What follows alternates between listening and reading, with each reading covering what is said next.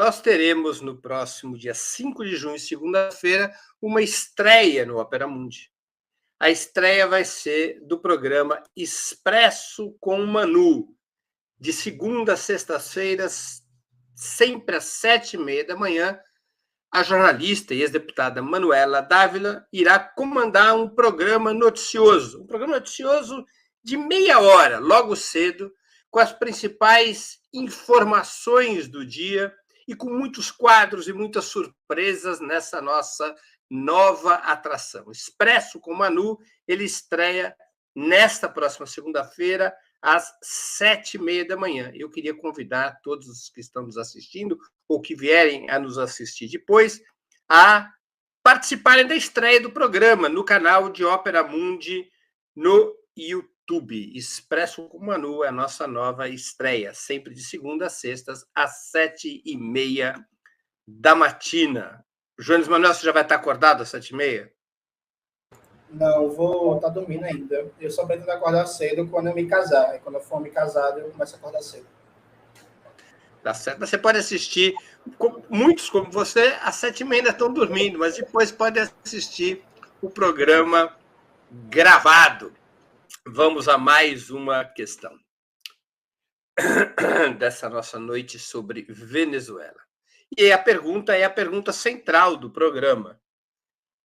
A Venezuela é uma ditadura ou uma democracia?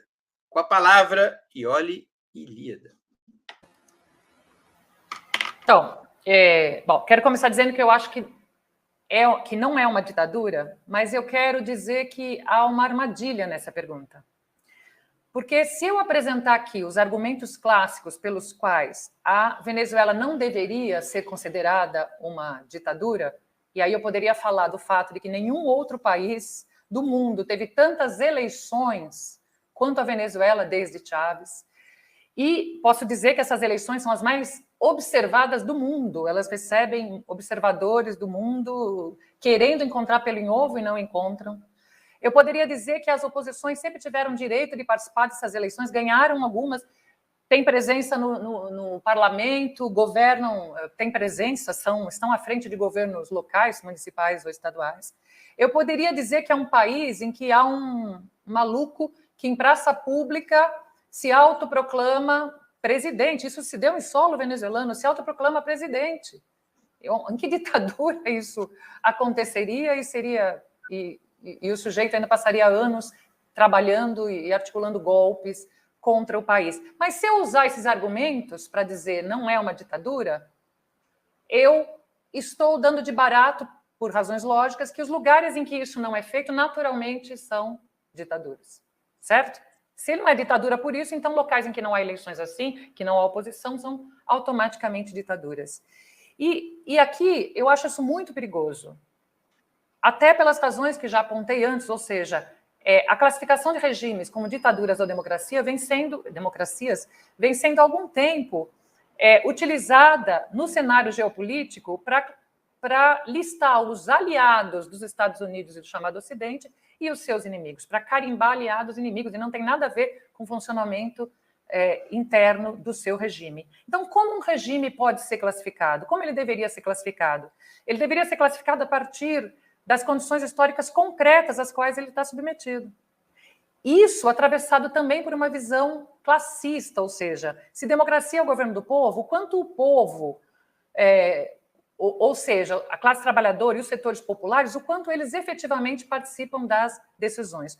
No caso em tela da Venezuela, óbvio que há problemas ali, mas nenhuma análise sobre a Venezuela pode abstrair o fato de que a Venezuela está, desde que Chávez assumiu, subordinada a um forte cerco imperialista e possui uma oposição golpista. Já foram, no mínimo, 8 tentativas de golpe, fora as tentativas de desestabilização econômica, lockouts, etc. E, infelizmente, meu tempo está acabando, mas a conclusão é essa.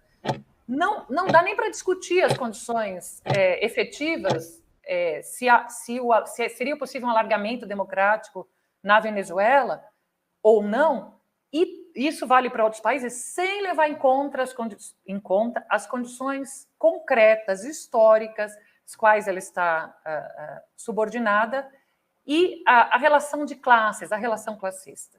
Então, essa é a minha resposta. Dentro desse Com a palavra, Rita Coitinho.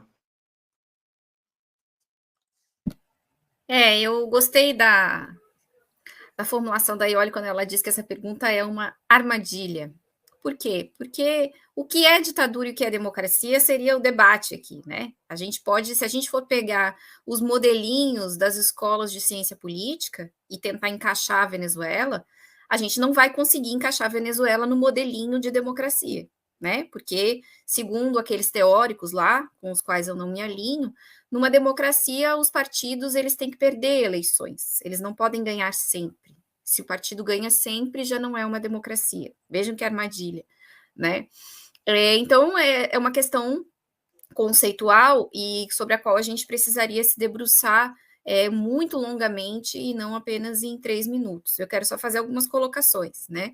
Na nossa tradição marxista, a gente fala de democracia com um outro conteúdo, né? Que está mais ligado ao conteúdo dos direitos do que ao conteúdo da forma como a política se organiza. Se a gente se prende à forma, a gente não poderia classificar a Venezuela em nenhuma dessas duas coisas, nem ditadura e nem democracia, mesmo usando os conceitos lá das escolas de ciência política, porque, afinal, há eleições na Venezuela. Então, não é também uma ditadura, né? Nem no conceito deles.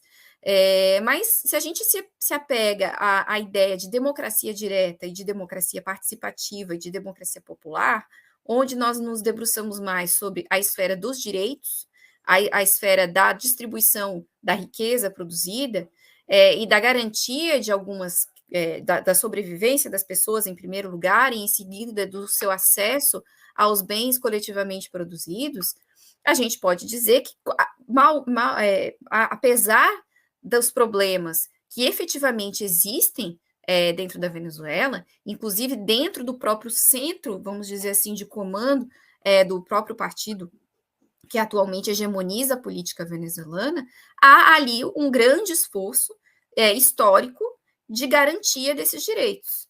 Então, se você tem mais pessoas comendo, mais pessoas trabalhando, mais pessoas indo à escola, e você tem um acesso maior do povo à riqueza produzida, que antes era totalmente concentrada naqueles que dominavam o mercado de petróleo, uma pequena elite, a gente pode dizer, por essa chave, que apesar de todos os embates que ainda existem dentro da Venezuela, a Venezuela é muito mais democrática do que os Estados Unidos da América, onde há eleições regulares e um partido perde, um partido ganha a cada 4 anos ou a cada 8 anos, porém são sempre as mesmas pessoas no poder e os pobres cada vez têm menos acesso aos bens, né, de saúde, de educação e de alimentação, por exemplo.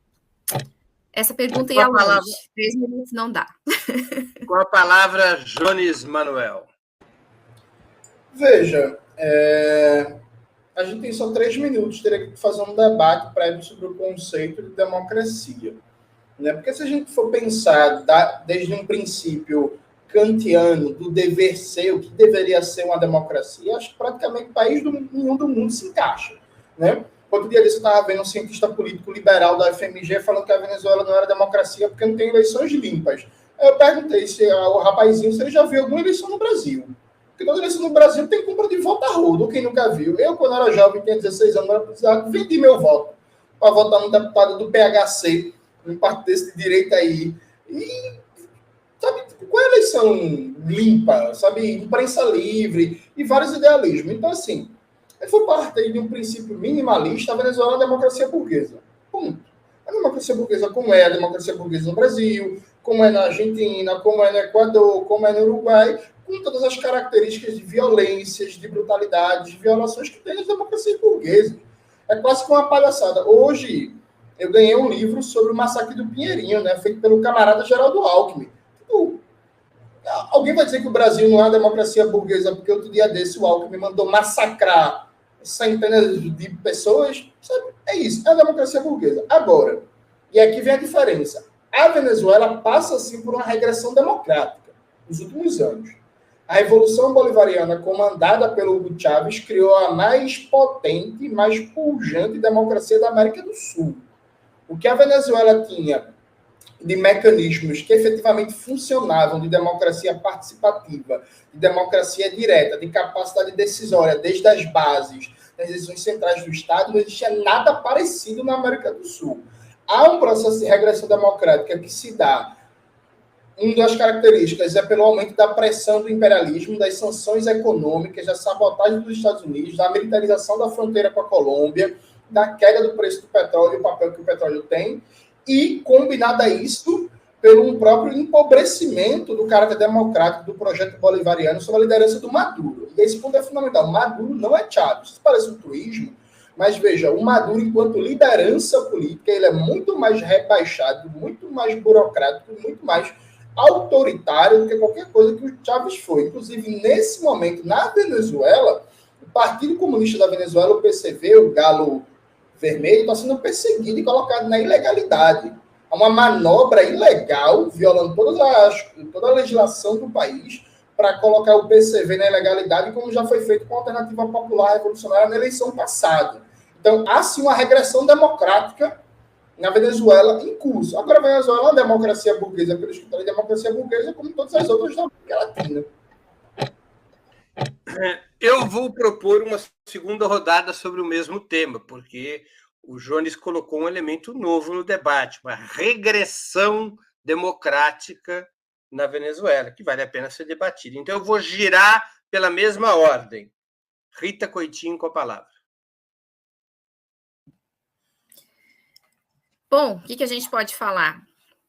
De fato, efetivamente, a gente tem algumas questões a serem discutidas em relação ao processo bolivariano no atual momento, né? Como algumas dificuldades de convivência dos partidos de esquerda, né, no comando, vamos dizer assim, da revolução. A gente tem aí a questão relacionada ao Partido Comunista Venezuelano, né, que está sendo colocado de escanteio. A gente tem também algumas divergências internas no núcleo, no chamado núcleo duro do chavismo, que são divergências importantes, inclusive de alguns governadores de províncias e prefeitos, enfim. Então, há, de fato, ali uma quebra daquela pujança, vamos dizer, participativa, que a gente via no processo sob Chávez, né, e no primeiro governo Maduro. Agora, eu não vaticinaria como retrocesso democrático agora, porque eu acho que a gente tem poucos elementos. Né? A gente está saindo de uma situação de extremo cerco, né, de extrema penúria econômica, e a penúria econômica, seja qual for o governante, ele pode ser o anjo mandado pelos deuses para governar, que numa situação de penúria econômica as coisas não funcionam como planejadas e no plano ideal. Então, acho que a gente tem que observar um pouco mais o processo, né, havendo aí algum tipo de evolução no cenário econômico venezuelano, pode ser que a gente tenha a distensão de alguns problemas que estão postos nesse momento. Penso que talvez o Maduro vá ter que ceder algum tipo de espaço para outras lideranças do próprio PSUV, para que essas questões se distendam, né, no processo venezuelano, mas eu atribuiria esse processo de como é que eu vou dizer? Eu não diria divergência interna, mas de autofagia, né, de alguns setores que estavam no comando do processo venezuelano, como decorrente do extremo cerco que nós tivemos até agora, né? Uma direita muito organizada para o golpe. Praticamente todos os anos, desde que Chávez ascendeu ao poder, nós tivemos tentativas de golpe da direita venezuelana, uma imprensa extremamente virulenta, né, financiamento a rodo do imperialismo americano para as várias oposições que aparecem. Então, é muito difícil que você consiga manter uma democracia participativa de alto nível, ao mesmo tempo em que você combate sabotagens permanentes o tempo inteiro. Então, eu acho que a gente tem essa questão posta, e é possível, sim, que havendo aí alguma melhora no cenário econômico, a gente possa retomar um processo mais participativo em alguns campos.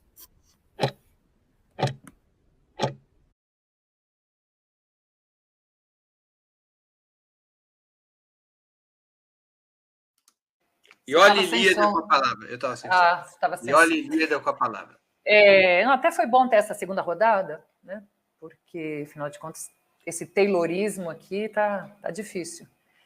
Mas eu tenho bons amigos na Venezuela, e alguns deles, inclusive, trabalharam, tiveram postos importantes no governo do Chávez, e que hoje estão na oposição e acusam o governo Chávez justamente de regressão democrática.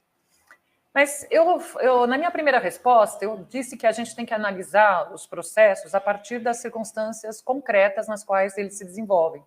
E chamei atenção tanto para o cerco, o cerco imperialista, que se reflete não só nas tentativas de golpe externas, mas também nas sanções e bloqueios, e principalmente nesse caso, não sei se principalmente, mas como também importante no que se refere à questão democrática, no comportamento da oposição, né? E chamei atenção aqui para o fato de que foram várias e várias as tentativas de golpe. Por que eu estou retomando isso? Porque os democratas no Brasil ficaram assustados, digamos assim, com o 8 de janeiro. Mas o 8 de janeiro foi fichinha perto das várias tentativas, várias e prolongadas, algumas delas, como a iniciativa das Guarimbas, tentativas de golpe na Venezuela. Aqui, os democratas aplaudiram, se sentiram, de alguma forma, felizes quando os participantes do 8 de janeiro foram presos, né? Tiveram que responder a um processo. Esses democratas gritaram a plenos pulmões, sem anistia, sem anistia, sem anistia. E muitas vezes nós olhamos para o processo venezuelano e dizemos que lá há um déficit democrático porque eles têm presos políticos. E caracterizamos como presos políticos pessoas que tentaram dar o golpe armado. Quer dizer, aqui nós entendemos que eles sejam presos. Lá eles fizeram coisas piores e nós compramos uma narrativa de que eles são presos políticos.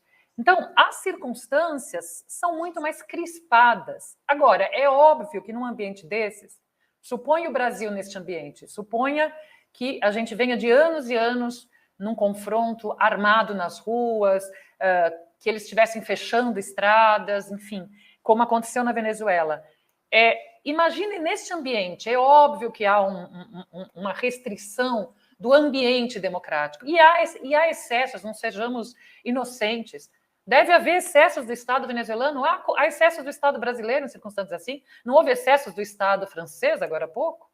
Agora há pouco, quer dizer, já houve outros, mas agora, recentemente, para citar o exemplo mais próximo. Então, há excessos, há um conflito muito mais grave. Como bem disse a Rita, é um ambiente menos democrático, mas ele também, ou principalmente, é provocado por uma oposição, essa sim, que não tem nada de democrática. Por falar em restrição do espaço democrático, o reloginho robespierrano, o reloginho jacobino, aqui é uma restrição do espaço democrático. Jones Manuel.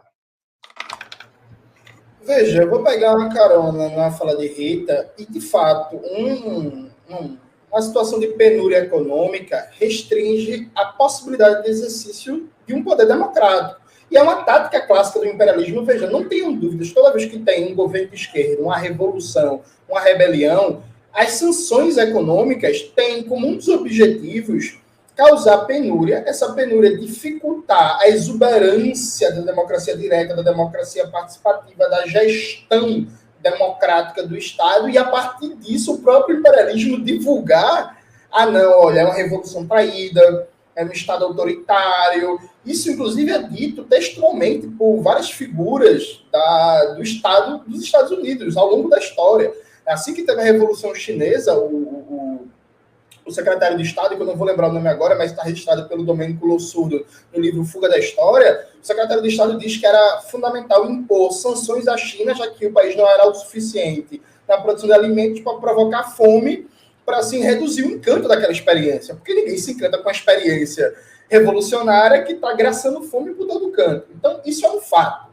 Para mim, é inegável que essa regressão democrática está diretamente associada a primeira, a monodependência da economia venezuelana do petróleo, a economia quase que rentista do petróleo, a queda do preço do petróleo a partir de 2014 e as sanções econômicas. Agora, tem um fator também que é importante. Veja, Cuba, no período especial, Cuba, embora tenha vivido sim uma regressão democrática com o fim da União Soviética, Cuba soube conservar, por uma habilidade da sua liderança máxima do Partido Comunista, Fidel Castro, liderança máxima, um nível de democracia de base que, por exemplo, não tenho dúvidas que o Hugo Chávez saberia conservar melhor que o Maduro. E a perseguição ao PCV se intensifica agora, não é no auge das dificuldades econômicas da Venezuela, porque quando você pega os dados econômicos, nesse momento a Venezuela está em recuperação. A inflação está baixando, a economia voltou a crescer. O auge das dificuldades econômicas da Venezuela não é agora. Era 2, 3 anos atrás, que estava uma situação de conflito muito grande com a Colômbia, com a liberdade total de grupos paramilitares de extrema-direita da Colômbia para atacar a fronteira da Venezuela, com a inflação de mais de 100% ao ano e com a economia em recessão. Então, é uma escolha deliberada do Maduro. Sabe? Não é um condicionante, é uma escolha deliberada da direção do Partido Socialista Unificado colocar o PCV na ilegalidade, acabar com o Partido Comunista. Então, isso não pode, ao meu ver, não dizendo que a Rita fez isso, mas isso não pode ser relativizado.